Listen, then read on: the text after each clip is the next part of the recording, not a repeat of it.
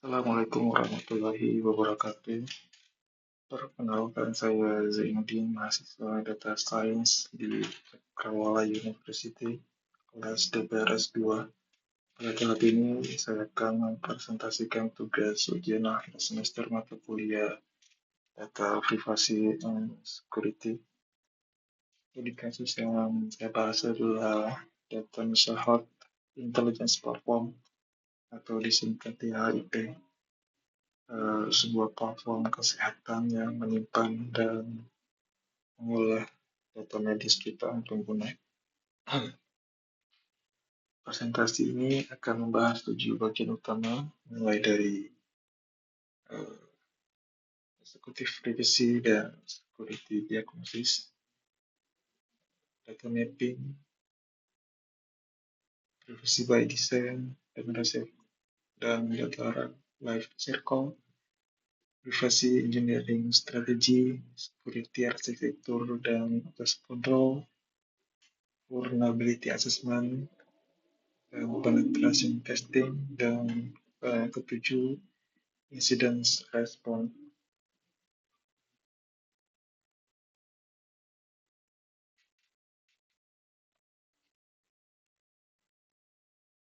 Bagian pertama adalah diagnosis terhadap kondisi privasi dan keamanan di HIV saat ini.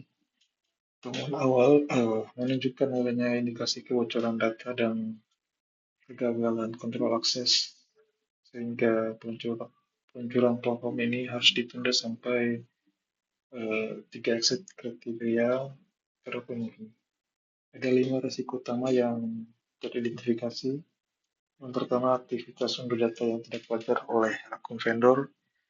Ini masuk kategori cybersecurity risks dengan dapat tinggi karena menyangkut urgensi bisnis dan kritis. Kedua, kunci enskripsi yang tersimpan langsung di source code. Ini berbahaya karena probabilitas exposure-nya tinggi dan berdampak pada sekitar 2 juta pengguna. Ketiga, akun administrator yang dipakai bersama-sama yang menghilangkan akuntabilitas dan menyulitkan investigasi jika terjadi insiden. Keempat, API yang masih menggunakan HTTP bukan HTTPS sehingga data bisa disadap saat transit. Dan kelima, vulnerability testing yang belum dilakukan secara formal. Karena teman-teman ini keputusan diambil adalah menunda peluncuran sampai 3 exit kriteria berikut terpenuhi. Pertama, insiden vendor harus diisolasi dan bukti forensiknya diamankan. Kedua, rotasi kunci inskripsi dan migrasi API ke HTTPS harus telah selesai. Dan ketiga, privasi impact assessment harus telah disetujui. Bagian kedua membahas pemetaan data, klasifikasi dan akuntabilitas regulasi. Pertama, alur data konseptual. Data mengalir dari tahap collect ke proses, store, use, share, hingga ke archive. Setiap perpindahan tahap ini muncul titik resiko tersendiri. Misalnya risiko terkait concern saat pengumpulan, risiko anonimisasi saat pemrosesan, risiko inskripsi saat penyimpanan, risiko purpose limitation saat digunakan, dan risiko identifikasi saat data dibagikan ke pihak lain. Kedua, klasifikasi data menurut Undang-Undang PDP dibagi menjadi 2 bagian. Pertama, data pribadi umum, contohnya nama, email, lokasi, log akses, dan identitas perangkat.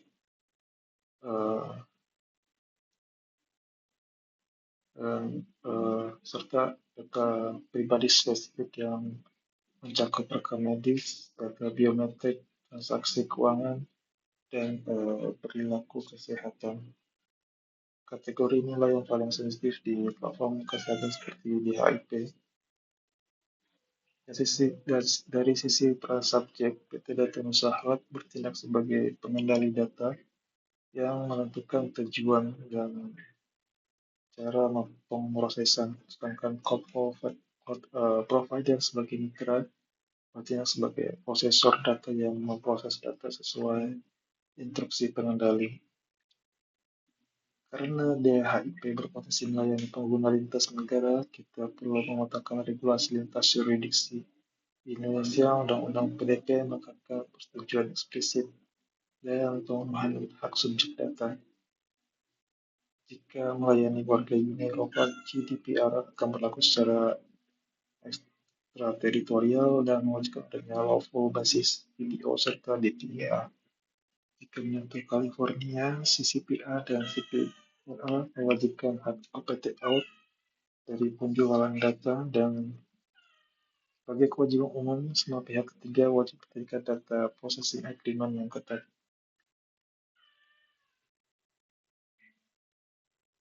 Bagian ketiga adalah privasi by design dan siklus hidup data. Prinsipnya, privasi ditanamkan sejak desain bukan ditambahkan belakangan melalui kontrol siklus hidup yang terukur, mekanisme konsep yang granular, dan tata kelola yang bisa diaudit. Untuk siklus hidup data, setiap tahap memiliki resiko dan kontrol mitigasi masing-masing. Pada tahap collect, resikonya adalah over collection dimitigasi dengan data minimization dan granular concern. Pada tahap store, resikonya akses tidak sah dimitigasi dengan deskripsi address AS256 dan access control. Pada tahap use, resikonya per-post-script atau penggunaan di luar tujuan awal dimitigasi dengan role-based access dan data masking. Pada tahap share, risikonya reidentifikasi oleh pihak ketiga dimitigasi dengan anonymization, pseudonymization, dan DPA. Pada tahap archive, risikonya adalah hoarding dimitigasi dengan kebijakan retensi otomatis. Pada tahap delete, risiko penghapusan yang tidak tuntas dimitigasi dengan cryptographic erasure serta sertifikat penghapusan. Untuk mekanisme concern, kami menemukan 5 prinsip, yaitu freely given, specific, informed, unambiguous, dan withdrawable. Melalui OPT-in granular pada tujuan pemrosesan, pengguna juga difasilitasi portal Hub Subject Data atau DSAR serta dashboard self-service untuk mengakses, mengoreksi, menarik tujuan, membatasi, dan menghapus datanya sendiri. Sebagai governance minimum untuk audit, ada 4 hal wajib, yaitu kebijakan privasi yang terdokumentasi dengan proses owner yang jelas, persetujuan manajemen, dan log aktivitas yang tersentralisasi untuk setiap pemrosesan baru, review berkala berupa retention review tahunan dan audit vendor, serta bukti penghapusan berupa certificate of destructions.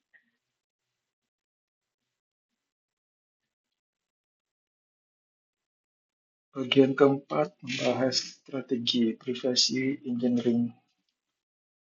Pemilihan tekniknya disesuaikan kebutuhan bisnis. Untuk dashboard statistik publik, menggunakan diferensial privasi, yaitu menambah noise pada hasil agregat sehingga keluaran statistik tetap akurat tanpa membutuhkan data individu. Untuk riset dan analitik internal, menggunakan pseudonymization dan dikombinasikan dengan key anonymity dan L-diversity, yaitu mengganti identitas langsung dengan kode sekaligus memastikan setiap grup data punya minimal key orang dengan variasi atribut sensitif yang cukup. Untuk pelatihan model AI atau machine learning menggunakan generalization dan suppression, yaitu memperluas rentang data dan menghapus atribut yang terlalu unik agar tidak bisa diidentifikasi. Setelah teknik diterapkan, hasilnya harus divalidasi melalui 4 pengujian. Pertama, memastikan tidak ada individu atau grup kecil yang bisa diisolasi. Kedua, simulasi linked praktek untuk menguji apakah data bisa digabungkan dengan data publik seperti media sosial. Ketiga, pengujian background knowledge dan inference untuk melihat apakah penyerang dengan sebagian informasi bisa menyimpulkan sisanya. Dan terakhir, disclosure check untuk memastikan output agregat tidak sengaja membocorkan data individu. Namun perlu diketahui residual risk tetap ada, terutama jika penyerang memiliki auxiliary data yang sangat lengkap dan ada trade-off berupa penurunan utilitas data. Karena itu sebelum data dirilis wajib ada persetujuan privacy review board dan penanganan data sharing agreement yang melarang upaya reidentifikasi dan pemantauan berkelanjutan terhadap pola akses data.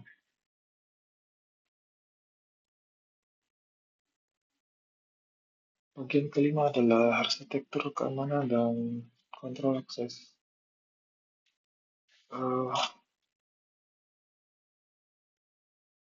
Arsitektur yang diterapkan adalah arsitektur zero trust dengan enkripsi berlapis dan kontrol akses berbasis konteks atau ABAC untuk menetralkan ancaman internal dan kebocoran hak akses. Dari sisi arsitektur satu secara atau aplikasi master system, koneksi diamankan dengan TLS 1.3 menuju server aplikasi, lalu kode TLS terpusat yang dienkripsi, kunci deskripsi diminta secara terpisah dari key management service, yang mana rotasinya dilakukan setiap 90 hari, dan sistem juga melakukan schedule encrypted backup penyimpanan immutable yang anti ransomware. Untuk metrik akses, setiap bank punya model dan batasan berbeda.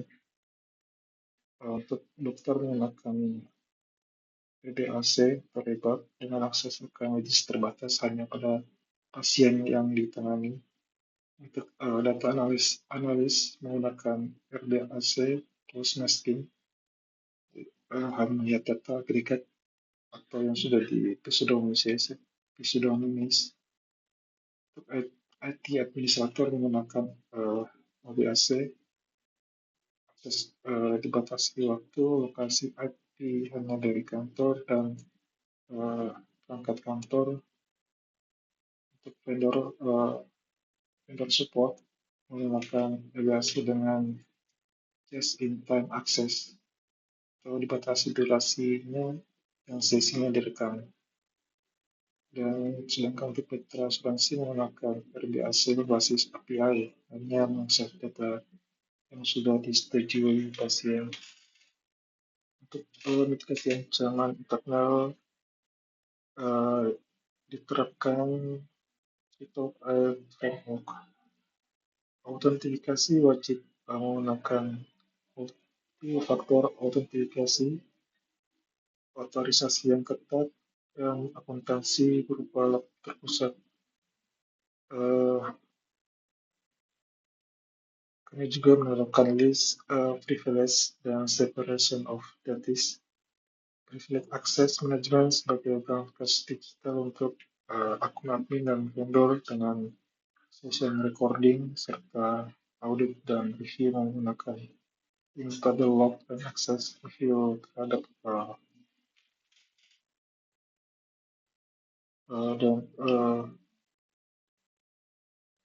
dan akses review setiap kuartal. Bagian ke-6 membahas vulnerability assessment, penetration testing, dan privacy impact assessment. Pengujian keamanan yang terstruktur, terdokumentasi, dan terikat aturan hukum adalah syarat mutlak sebelum disetujui dan putusan live diambil. Pre-go life assurance plan kan mencakup vulnerability assessment otomatis dan luas menggunakan tools seperti Nmap dan WISE-PZ serta penetration testing manual yang lebih mendalam mensimulasikan peretas terbatas etis dan legal yang ketat. Itu wajib ada rules of engagement tertulis, izin eksplisit dan dilarang keras mengganggu data atau layanan produksi yang aktif. Alurnya mengikuti 7 tahap yaitu scope, authorize, scan, validate, read, fix, dan attest. Setiap temuan wajib dilaporkan dengan format minimum, itu identitas temuan, mencakup kondisi, aset terdampak, dan tingkat keparahan. Kedua, analisis risiko mencakup skenario serangan, bukti dan dampak pada bisnis serta subjek data. Ketiga, rencana perbaikan mencakup rekomendasi teknis, owner atau pemilik, dan tanggal target, serta status validasi berupa status request. Temuan teknis ini kemudian menjadi bukti objektif dalam dokumen Fiduciaris nilai setelah perbaikan diterapkan. Jika risikonya masih tinggi, fitur terkait wajib dinonaktifkan. Dan soal otoritas keputusan, risk owner di level direksi berhak menerima risiko, namun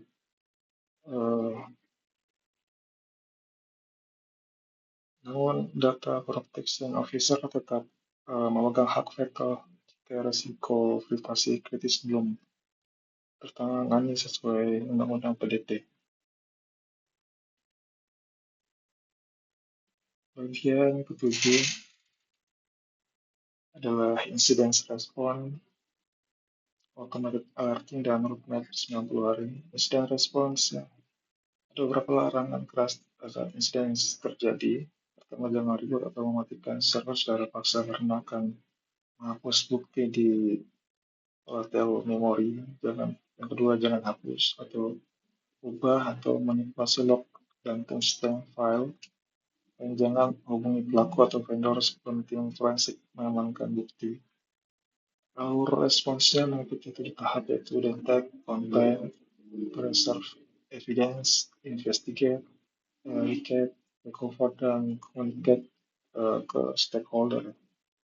Komunikasi insiden juga disesuaikan dengan penerimanya ke manajemen eksekutif. Fokusnya dampak bisnis, status isolasi, hanya fakta yang terverifikasi. Yang kedua, legal dan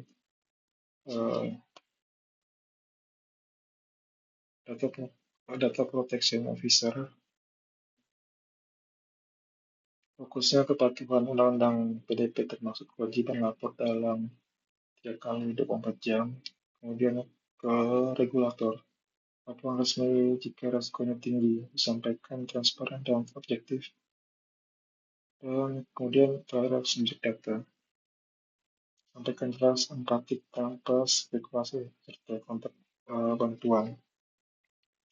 Sebagai otomasi dasar, kami mengusulkan konsep solar light.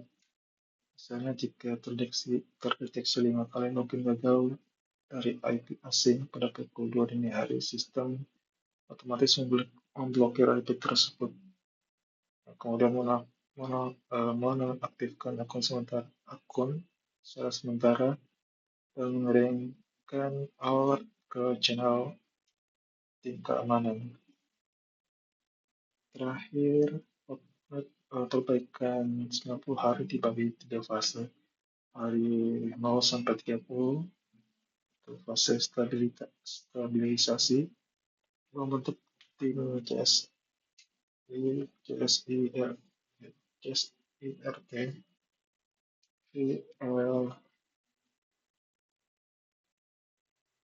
finalisasi SOP incidents, kerentanan kritis, serta rotasi di hari 31 sampai 60 untuk fase penguatan, implementasi SIEM dan Solar Light, latihan tabletop exercise dan review ulang hak akses vendor.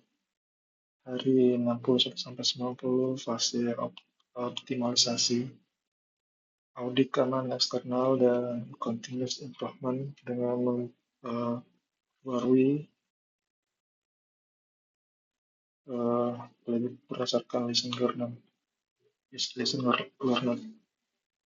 Sebagai kesimpulan, studi kasus data Nusa Intelligence platform ini menunjukkan bahwa pelindungan data kesehatan skala besar tidak cukup hanya dengan satu lapis kontrol. Dibutuhkan pendekatan menyeluruh, mulai dari diagnosis risiko yang jujur dan berani menghadapi bocoran bila perlu, pemetaan data dan kepatuhan regulasi lintas yurisdiksi, penerapan privasi by design di sepanjang siklus data, teknik privasi engineering yang tervalidasi, arsitektur keamanan zero trust dengan kontrol akses yang ketat, pengujian keamanan yang terstruktur dan legal, hingga kesiapan merespons insiden secara cepat dan transparan. Jadi intinya adalah privasi dan keamanan bukan fitur utama di akhir, melainkan fondasi yang harus dibangun sejak awal dan terus diaudit secara berkelanjutan. Demikian presentasi tugas UAS Data Privasi dan Security saya mengenai data usaha intelligence platform. Terima kasih atas perhatiannya. Maaf apabila ada kekurangan dan penyampaian. Wassalamualaikum warahmatullahi wabarakatuh.